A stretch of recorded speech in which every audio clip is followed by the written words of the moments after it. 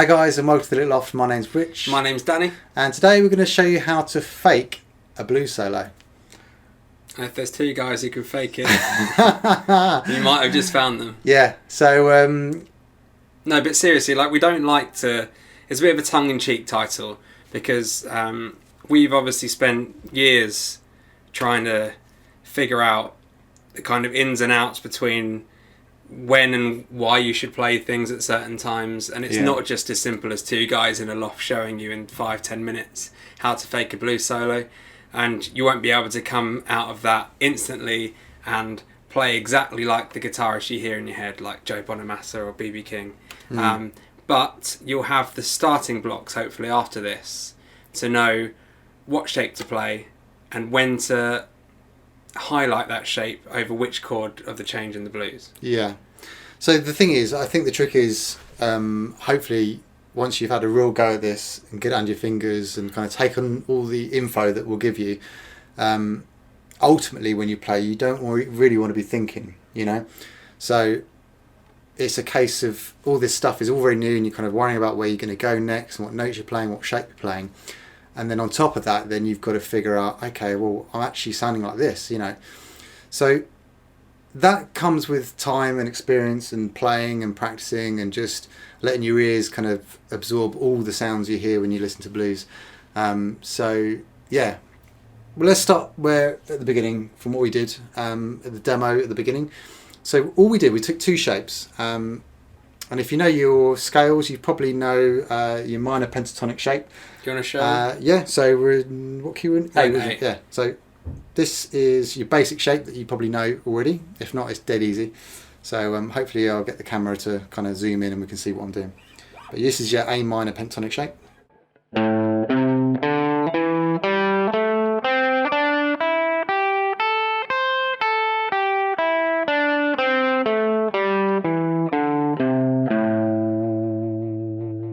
So that's the first shape that we used. The other shape we used in that demo is your A major pentatonic shape. Now this can be done sort of slightly further down the neck. I'll shift over so you can see a little bit hopefully. There you go.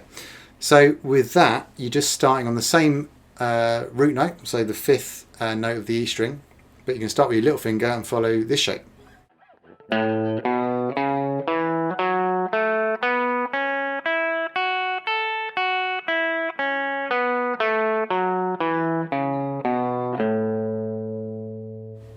So I'll pop both of those shapes up on the screen for you now so you can have a look, so you can see where to put your fingers.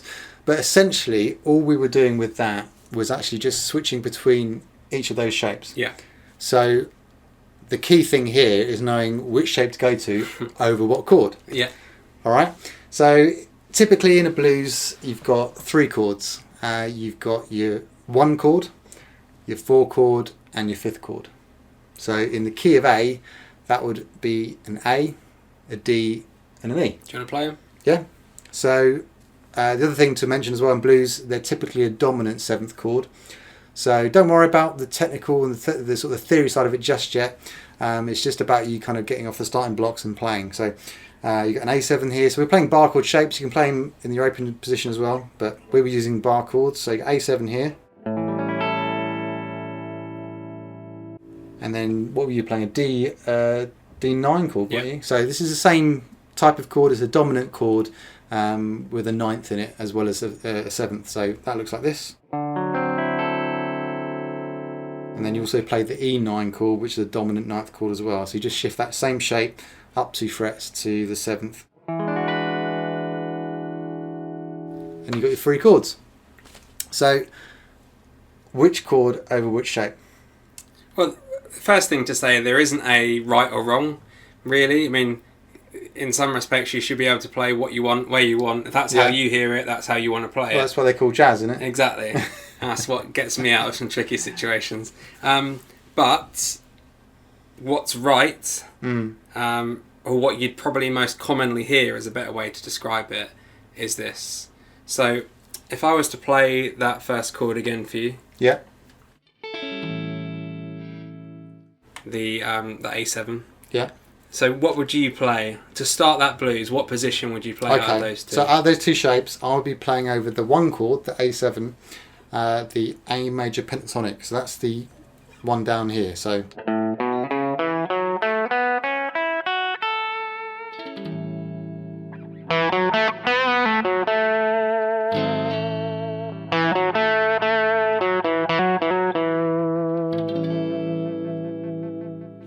So you can see all I'm doing is there is, with the other thing to mention with scales as well, when you're kind of soloing, do try and use a little bit less than you think you would need, because it's very easy to just play that scale up and down all over that chord and you just get a load of notes and none of it will make sense. I suppose I always liken to it if someone was talking. It's funny enough because we're actually talking loads now, but if someone was talking a lot and just throwing loads and loads and loads of words at you, it's quite hard to understand. Well, if I play that chord and you just play up and down that scale, and we'll show you what that sounds like. Okay.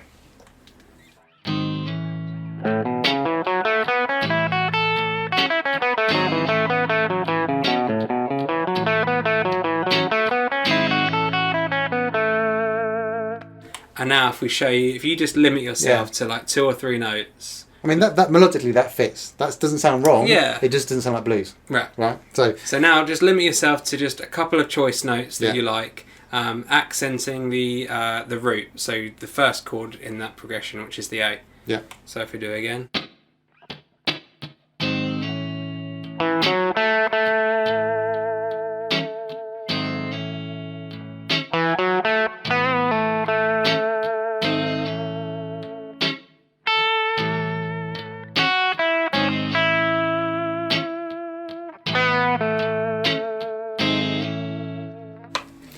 Yeah, so nothing crazy, right? Really simple kind of licks, 2 or 3, 4 notes tops. But immediately more musical. Exactly, yeah. Because the reason between that is that the notes have got time to say something. Yeah. Which is essentially what blues is all about. It's people, they've got the blues, They've got to cry about it, things, It's, women hurt you. Yeah. Or men. Just play around with small licks, small melodic ideas, and then just let your ears decide what you think's good and what isn't. Yeah. There's no hard and fast rules. So anyway, next chord, the 4 chord. So the 4 chord. So in position 1, the first chord, you would play the major pentatonic shape. Yeah. Cool. So the second chord, what would you play there? So you go up then to the minor pentatonic shape, which is here. So that'd be playing over.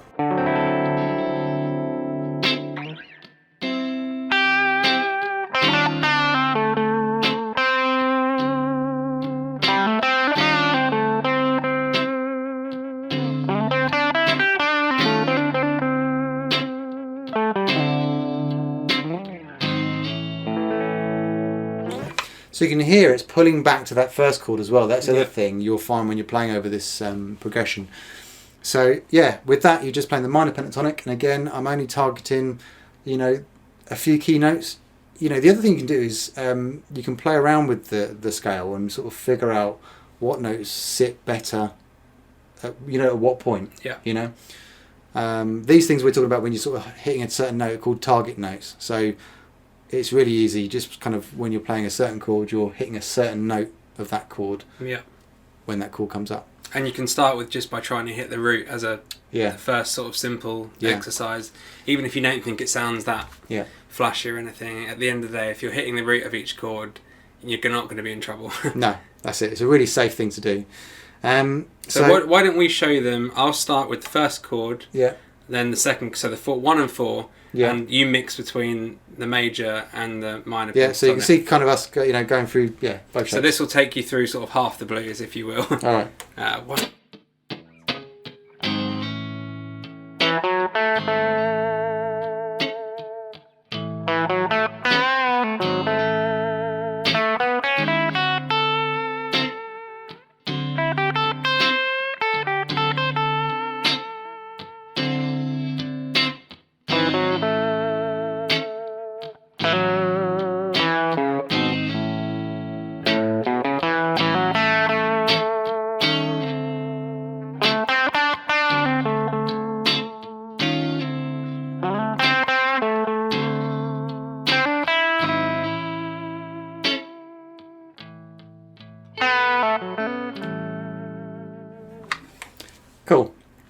So yeah, a really easy thing to sort of navigate. You're just kind of listening out for the chord change, and then when that happens, you're just jumping into that next shape. That's really cool. You know? So, third chord, the fifth chord. Yes. So, this one is a bit...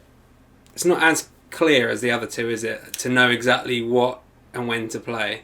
Yeah. You can sort of mix and match. So it's a personal taste. Yeah. More so than the other two, I would say. Yeah. I mean, the reason behind that is because when you get to the fifth chord, there are notes in that chord that actually exist in both scales. So that's why you'll find that, you know, both options actually might work. Yeah. So again, this is why there's no hard and fast rules, because you can go, actually, I prefer the major pentatonic over the 5 chord, or I prefer playing the minor pentatonic. Yeah. You know.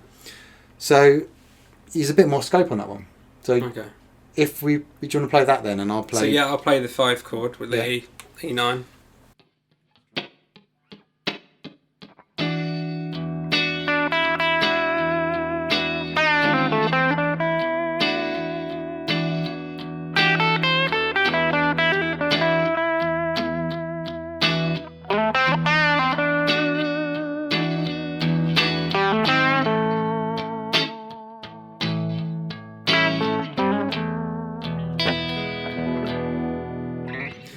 Yeah, so it's a tricky one on its own. It's one of those that when it's in context with the 12-bar blues, you can hear its sort of hear its place, because with a dominant chord, with any dominant chord, it's always pulling towards a resolution. Yeah.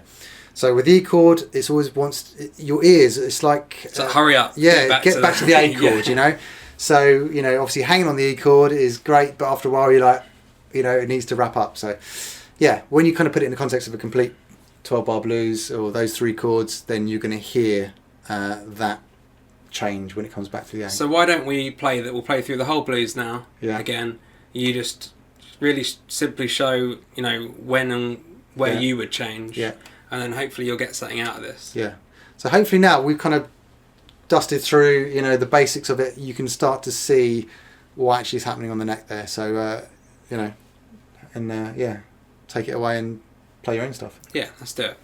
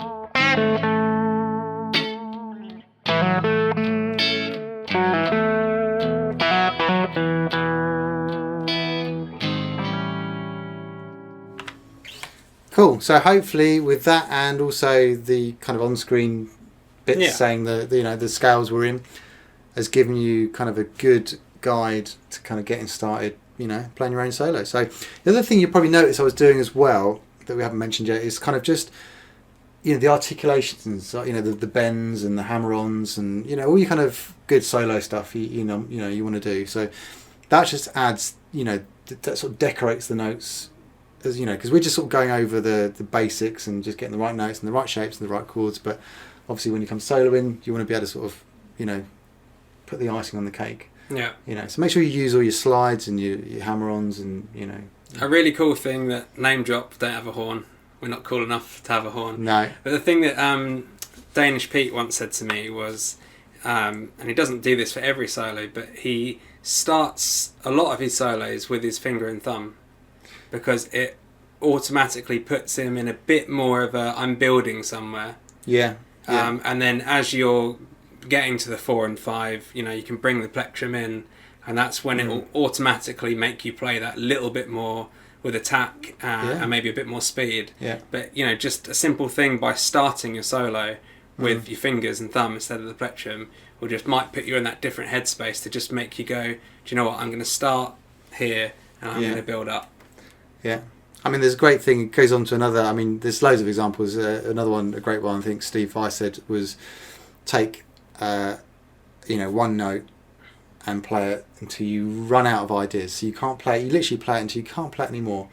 And then you do the same exercise with 2 notes and then 3 notes. And the thing is, if you've done it right, by the time you get to 3 notes, it feels like you've got an entire scale to play with. And it's just putting like limits on, what you can do, which forces you to get the most out of what you have got. So it's kind of like basically saying, well, I've got 1 note. How important is that note to me? How do I make that sound as great as it possibly can be? Like you said, like the fingers, it might be that you're picking it right against the bridge to get a certain tone. Which pickup selection? Exactly, yeah. Volume, tone. Loads, there's so many things, yeah. So, this is all stuff to think about and tinker with. You're not necessarily going to get this straight off the bat, but it's more something to explore and discover and experiment with, when you try stuff out. And you will get your sound. That's where you're going to go. But please, if you have found this helpful at all and you want to give it a go yourself, please, if you upload it, even with just a phone, to Instagram, YouTube, Facebook, Bebo, MySpace, Friends Reunited, whatever you want to choose. I'm still on MySpace. Are you? No, whatever you want to choose, please tag us in it, because we'd actually really like to see, if we've been able to help you, get started or progress your blues playing. But please write below as well, what else would you like us to help you with? What else would you like us to help you fake, if you will? Yeah, we'll kind of do a bit of a series behind it. I mean, the other thing we'll do is sort of, both of us and, me as well, kind of, we're going to take you through some loads of lessons, ideas and stuff. So look out for those. But, like Dan said, just want to help you guys get your playing, up to scratch and kind of getting you going where you want to go, So write in the comments what you'd like us to do for you, and we'll see you again soon. Yeah, take care.